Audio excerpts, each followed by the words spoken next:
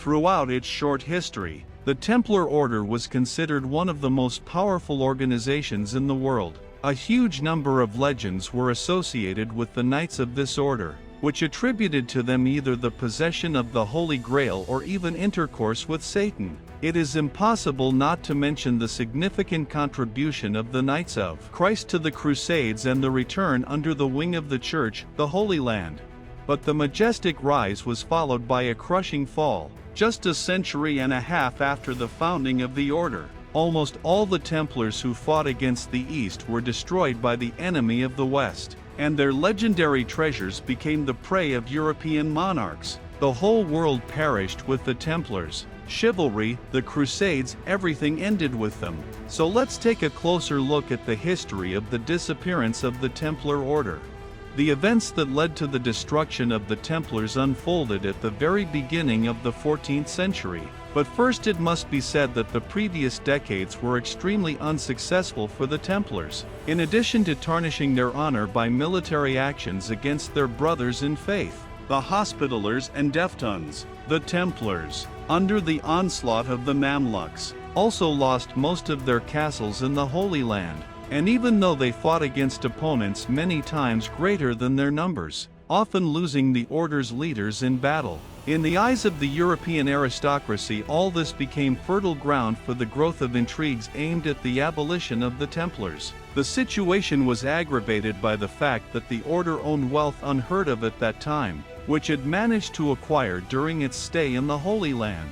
Most of all, the French King Philip IV the Handsome craved the destruction of the Templars, who saw in this an excellent opportunity to gain untold wealth and strengthen personal power at the expense of the lands of the order, which were generously scattered throughout France, the main base of the Templars.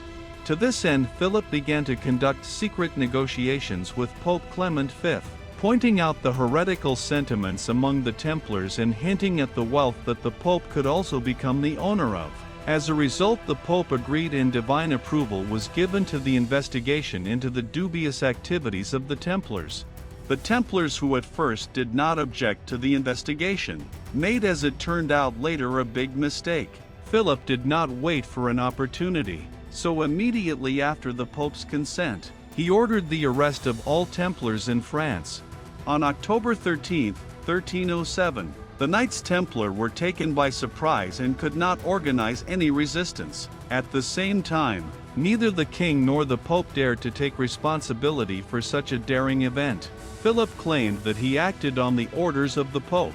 In turn, the Pope pretended that the news about the arrest of the Templars was a complete surprise for him, about which he had neither dreamed nor thought. This was due both to the fairly large Templar forces in other regions, and to the very pious reputation of the order itself, which the recent failures of the Templars in the Holy Land could not destroy.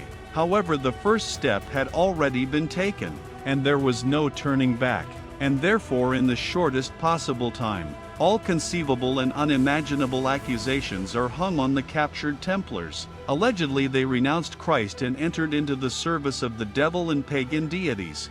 Confessions were secured by the Inquisition, which was promptly brought into the case. Those knights who were lucky enough to emerge from the dungeons of the Holy Inquisition alive were ready to confess to anything rather than go back to the torture chamber. Several hundred Templars died from torture in the first days after their arrest. Jacques de Molay, the last master of the Templar Order, who managed to avoid a painful death, together with the few surviving brothers, fully admitted all the charges. But soon a confrontation began between the Pope and the French king. Philip intended to judge the Templars on his own, which would allow him to individually appropriate the property of the order.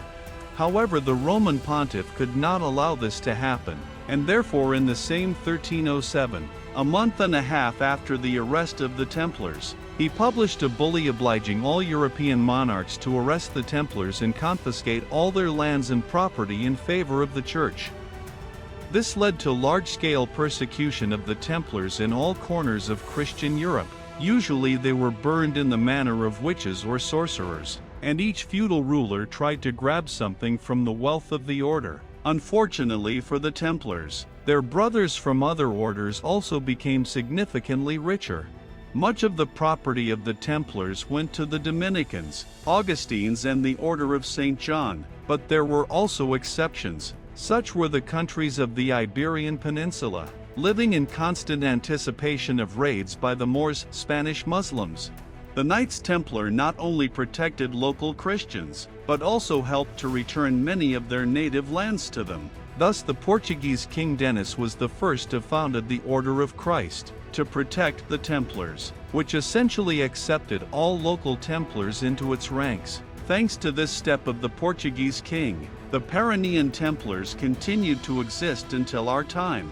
The King of Valencia, Radagone Jaime II the Just, did the same, allowing the Templars to find salvation in the newly created Order of Montes. Meanwhile, despite the fact that the Templars were inexorably persecuted in the rest of Europe, the formal decision on their fate was to be made by the Council of Vienna, convened by the Pope in 1310. Until then, a special commission led by bishops was supposed to collect evidence and confessions from the Templars themselves. However, the broken Templars found new leaders outside their brotherhood. These were the priests Pierre de Bologna and Renaud de Provence, who publicly declared the innocence of the Templars. Loyalty to their spiritual ideals and the conviction of their innocence led about 600 knights to renounce past testimony given under torture and insist on the falsity of all charges brought against the order. This forced the Pope to postpone the council for another year, and the church court almost immediately sent about 100 Templars to the stake. But Pierre and Renaud paid for their insolence. One disappeared and the other was sentenced to life imprisonment. However, at the Council of Vienna, which took place in 1311, most of the clergy, despite the position of the Pope, were positive towards the Templars. Therefore Clement V had to threaten his bishops and cardinals with excommunication so that they would remain silent. Ultimately, the resistance was suppressed, and the following year the Council of Beulah approved the complete dissolution of the order and the transfer of all its property to the ownership of the Hospitallers, who were more loyal to the papal throne. However, the King of France, Philip IV, of course could not like such a decision, and therefore he unilaterally confiscated a large sum of money from the Hospitallers under the guise of legal costs. As for the Templars, after the papal Beulah, fortunately their torture stopped. However, the remaining Templars were nevertheless either burned or sentenced to life imprisonment in the monasteries, where the once rich and great knights lived out a miserable and impoverished existence until their deaths. Jacques de Molay, the last master of the order, together with Geoffrey de Cherney, the leader of the Norman Templars, could not come to terms with the insult and continued to insist on the innocence of the order. For this both of them were burned, but before his death, Jacques de Molay cursed both the French king and the Roman pontiff. Apparently his curse has come true. A year later each of them died.